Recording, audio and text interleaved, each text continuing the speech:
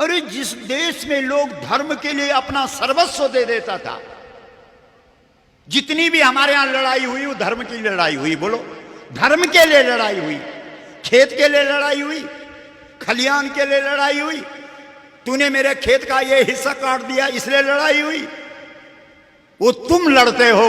इस देश के जो असली युद्ध हुए, चाहे वो परशुराम का युद्ध हो, चाहे वो राम का युद्ध हो, चाहे वो कृष्ण का युद्ध हो, चाहे वो महाराणा प्रताप का युद्ध हो, चाहे वो शिवाजी महाराज का युद्ध हो, चाहे वो गुरु गोविंद सिंह जी का युद्ध हो, वो युद्ध धर्म के लिए थे। बोलो बोलो, थे कि नहीं? हाँ ना बोलो। और तुम्हारा युद्ध आरक्षण मेरा होना ही चाहिए,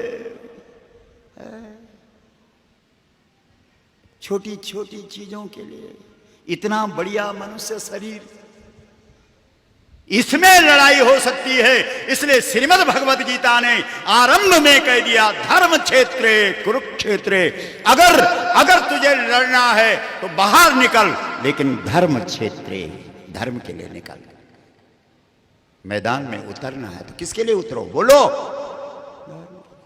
इसलिए धन्यवाद कोटद्वार की खास करके माताओं को, जब जब हमने इनको धर्म के मैदान में, धर्म की लड़ाई में आह्वान किया, तब तब कोटद्वार की माताओं का प्रथम स्थान आया। ये रणचंडिका बन करके, लक्ष्मीबाई बन करके, दुर्गा और महाकाली बन करके बाहर निकली हैं। इसलिए हमें अच्छा लगता है कोटद्वार। बोलो, पार्वती घर के अंदर जी जी जी जी जी जी जी जी। लेकिन जब महिषासुर पैदा होता है तब क्या है? महिषासुर को कोई ब्रह्मा जी मार सके? वेद मंत्रों से मरेगा अब महिषासुर। वेद मंत्र इस देश के अंदर कितने हो रहे हैं, क्यों नहीं मर रहा हो महिषासुर? ब्रह्मा नहीं मार सकता है, वेद मंत्र नहीं मार सकते महिषासुर को। उसके बाद देवता गए विष्णु के पास, कितने कीर्तन हो रहे हैं, कितनी कथाएं इस देश के अंदर हो रही है, लेकिन विष्णु से महिषासुर मरा है। बोलते क्यों नहीं हो? अरे नहीं मरा है। कथा कीर्तन महिषासुर को नहीं मार सके, विष्णु नहीं मार सके। कथा कीर्तन का प्रतिनिधित्व विष्णु करते हैं, वेद मंत्रों का प्रतिनिधित्व ब्रह्मा करते हैं। जब ये दोनों अलग हो गए कि नहीं हमारे बस का, महिषासुर को मारना नहीं है, तब शिव के पास गए। शिव किसके देवता हैं? योग के। योग और प्राणायाम, भारत की बात छोड़ो, भारत की सीमा से इन्होंने अंतर्राष्ट्रीय योग दिवस बना दिया। बना दिया कि नहीं? अरे महिषासुर मर गया? नहीं मरा। तब कौन मारेगा? तब निकली गौ माता गौरी बाहर निकली। वो जो घर के अंदर जी जी करने वाली, मुख हिलाने वाली, सरलता और सहजता की जो मूर्ति गौ माता है, वो बाहर निकली। और जब वो बाहर निकली तो उसने कहा, मैं मारूंगी महिषासुर को। इस समय गौ बाहर निकल गई है। बोलो, देश के अंदर सबसे ज्यादा अगर चर्चा हो रही है, आप, मुझे लगता है कि अभी जो साल निकला उससे पहले वाले साल में तो हमने देखा था, एक रिपोर्ट आई थी कि सबसे ज्यादा चर्चा गाय पर हुई है पूरे देश के अंदर। कितनी बड़ी बात है। तो इसका मतलब है जिस मुद्दे पर सबसे ज्यादा चर्चा होती है, इसका मतलब है वो मुद्दा बाहर निकल गया। तो इस देश के अंदर आज सबसे ज्यादा चर्चा किस पर हो रही है? गाय पर। इसका मतलब गौ बाहर निकल गई है। और जब गौ बाहर निकलती है तो हम क्या कहते हैं? गौरी बाहर निकल गई है। कौन निकल गई है? बोलो। अब गौरी बाहर निकल गई है तो हमारा कर्तव्य क्या बनता है? हमारा कर्तव्य बनता है कि हम उस गौरी की अपनी अपनी शक्तियों से उसका श्रृंगार करें। जिसके पास जो ताकत है, महालक्ष्मी धन शक्ति, महाकाली जन शक्ति, महासरस्वती ज्ञान शक्ति। आप लोगों ने जो परमात्मा ने आपको शक्ति दी है, उस शक्ति को, इसलिए देवताओं के पास जिस जिस देवता के पास जो शक्तियां थी, उसने वो शक्ति किसको चढ़ा दी? बोलो, गौ माता को। तुमको भी तुम्हें परमात्मा ने जो शक्तियां दे रखी है, वो शक्तियां तुम्हें किसको चढ़ानी चाहिए? बोलो, जोर से बोलो। जब तक महिषासुर को गौरी माता ने खत्म नहीं किया, तब तक तुम्हारी जितनी भी शक्तियां हैं वो दूसरी जगह नहीं लगनी चाहिए। वो सारी शक्तियां गौरी माता के चरणों में समर्पित होनी चाहिए। आ गई समझ में? परशुराम अमर है गौ आंदोलन के कारण, अश्वत्थामा अमर है गौ दूध का हट करने के कारण, बलि अमर है गौ रक्षक श्री नारायण को दान देने के कारण।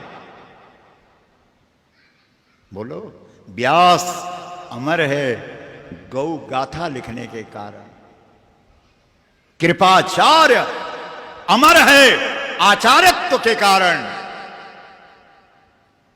विभीषण अमर है सीता के पक्ष में खड़ा होने के कारण, और हनुमान अमर है गौ माता की लहर बनाने के कारण। आ गई समझ? और परशुराम अमर है गौ आंदोलन के कारण। ये 7 चिरंजीवी हमारे साथ हैं। इसलिए हमें अपनी पूरी शक्तियां किसके चरणों में चढ़ानी है? बोलो जोर से। बस अब चौथी बार 7 नवंबर 2021, 3 बार आप पहले आ चुके हैं, देहरादून भी आए, जनपद स्तर पर रैलियां की, पूरे देश के हर जनपद पर, हर जिले पर हम लोग गए, कुछ नहीं हुआ। सत्ता वाले जब तक सत्ता पर नहीं होते हैं तभी तक गाय का नाम लेते हैं, जैसे सत्ता मिल जाती है उसके बाद गाय का पत्ता कट जाता है। बोलो गौ माता की हर हर मां।